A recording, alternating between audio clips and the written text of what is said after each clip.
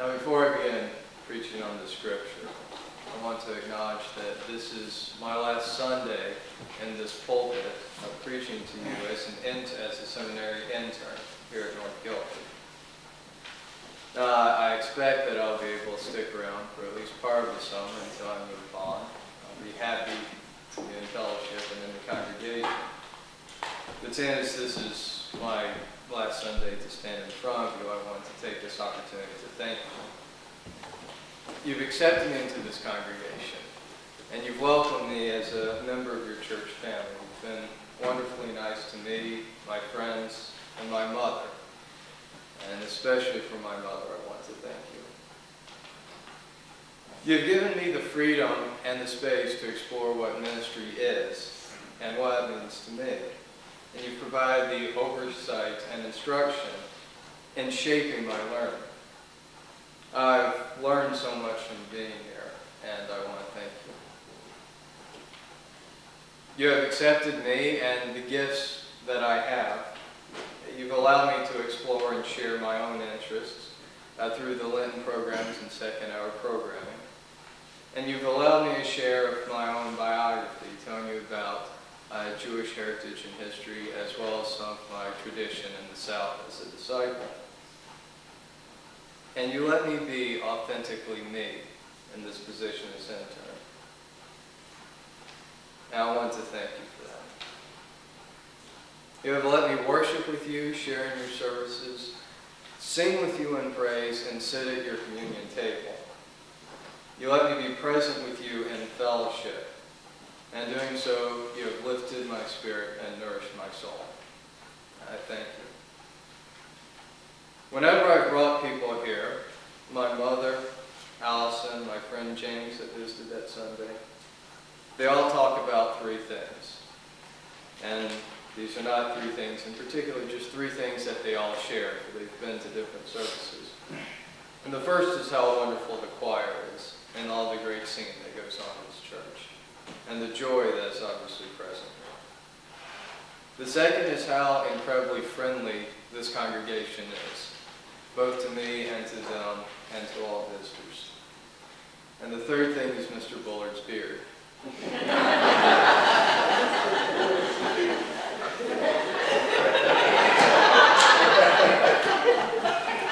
Now, I say that. The first time I came here, I sat with you in this patch. And I think that's the first thing I mentioned to my mother when I went home. But my mother, after having seized it, knows when I grow out a beard, it will be just like that. But I do appreciate all the love and kindness that you've shown to me, for your friendship and your support, and for all the things that I didn't mention this morning. I thank you.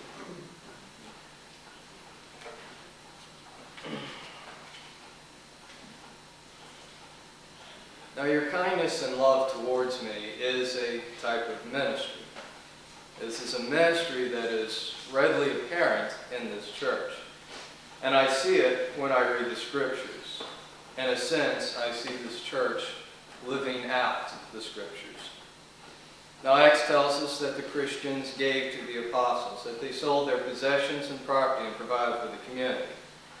Now, although the Christians were giving to the apostles, they weren't giving for the apostles. The funds were not to be used by them, but they were instead to be distributed among the community. They gave so that they may give to others. I want to be clear here, this was not a ministry of the apostles, but this was a ministry of the community of Christians. They provided of themselves for each other, and all of them gave. The text doesn't say that only the rich gave or that the poor refrained from giving. It says that everyone, according to their ability, gave. And this is a profound statement on the part of the community. They're declaring that they are all equals in the eyes of God. The rich and poor are not distinguished. One group is not raised above the other. Social class has no meaning in receiving God's love. Instead, they were declaring that they were all seated equally at the fellowship table.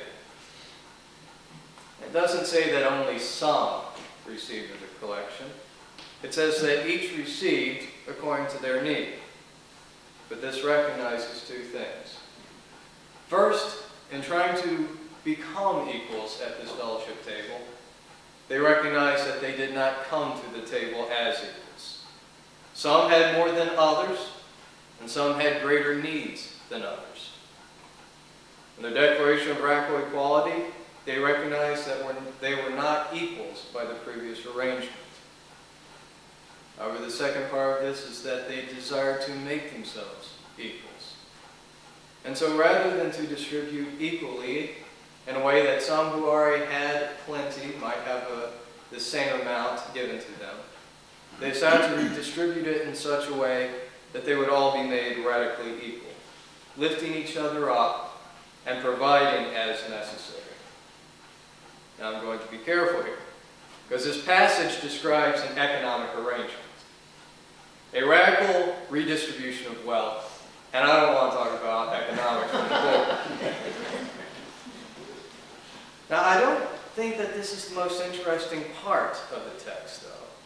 Now to be sure, it is very interesting, and whenever I see a radical economic arrangement, I'm always curious.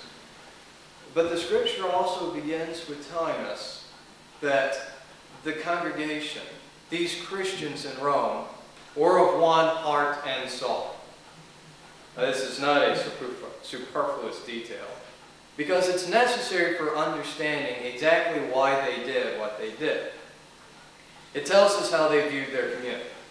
It describes these people, this community, in mutual respect of each other, participating in fellowship and creating deep ties with one another.